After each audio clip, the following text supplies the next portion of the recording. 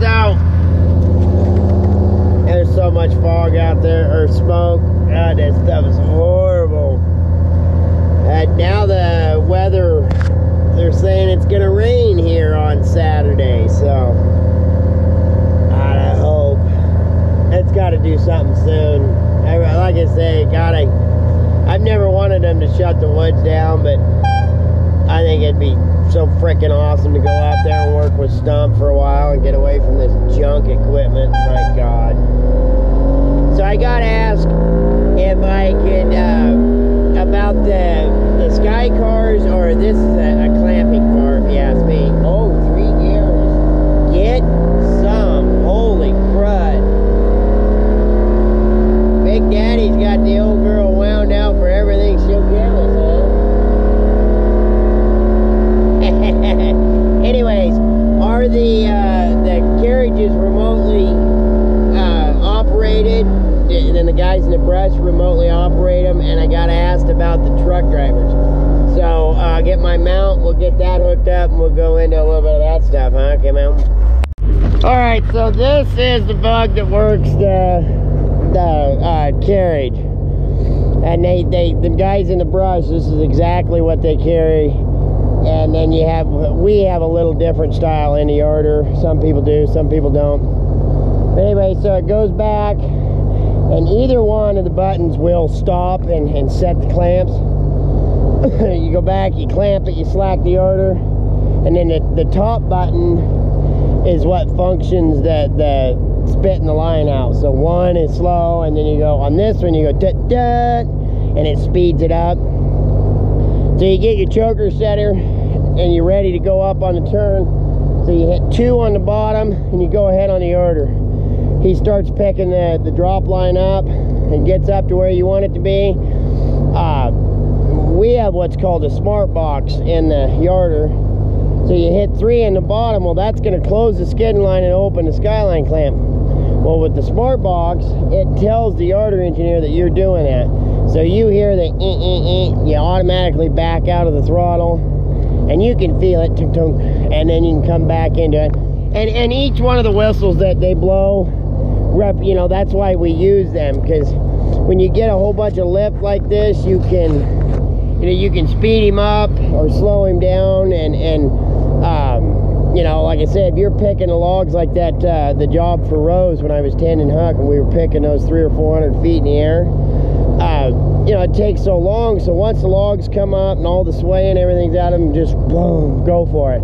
And then give him 3 again to slow him down. He gets up there, he hears you open the clamp, he slows down, he feels it, huppo, starts shifting gears and give it everything it's got. And same with the Bowmans and what I consider a Sky car. But the question was also, you know, back in the day, how did they do it if they didn't have the modern technology? Well, they come out with the talkie tutors that ran the Bowmans and stuff, mid-70s to 80. I don't want to give an exact date there, because, or you know, I'll do some checking and find out. But they've been the carriages have been remote controlled for, you know, since the mid-70s. Before that, they had what was called a mechanical carriage, and you just used your lines. Your lines went through it, and I don't want to try to describe it because it would be horribly confusing. I will get, actually I'll go out to Acme as soon as I can, because they've got a couple out there and I can get a picture of it. But so that's how they rectified that before they come out with the remote controlled Sky cars. And that's why I say there's a difference.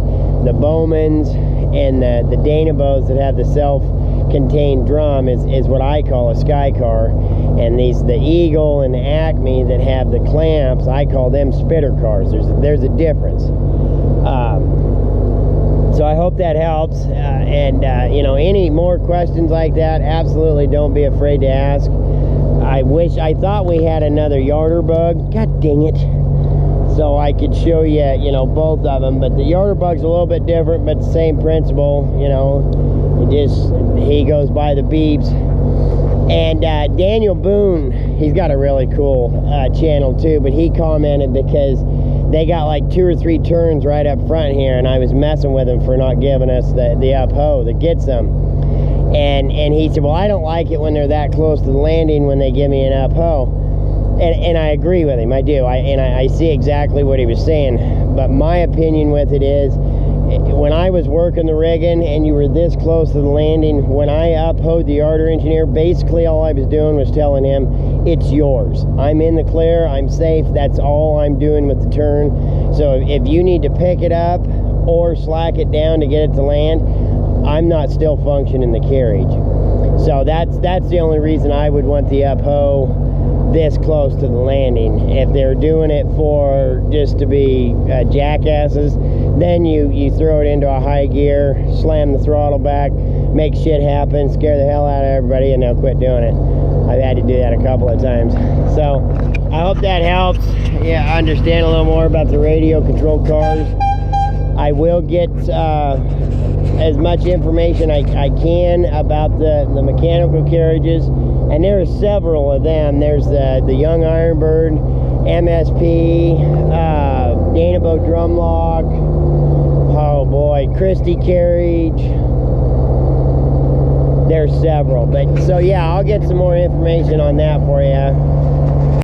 This is actually perfect opportunity because somebody was asking me how you guys use that car down here, so I can show them when how you use your bug to remotely use the car.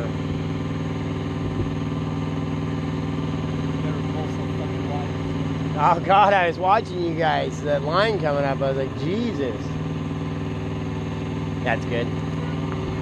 Hey, you see how he tipped his bug up? There's a mercury switch in there, so when it's down, it can't be used.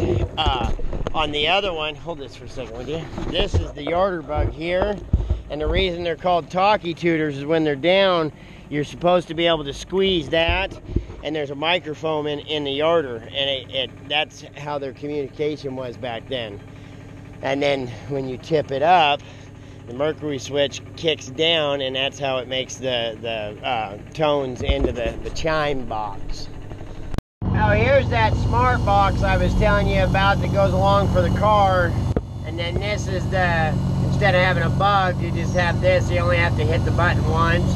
But you see, it's got the red light comes on, and then it beeps for whatever whistle they're doing, you know, whether they're hitting the skyline clamp on, skyline clamp off,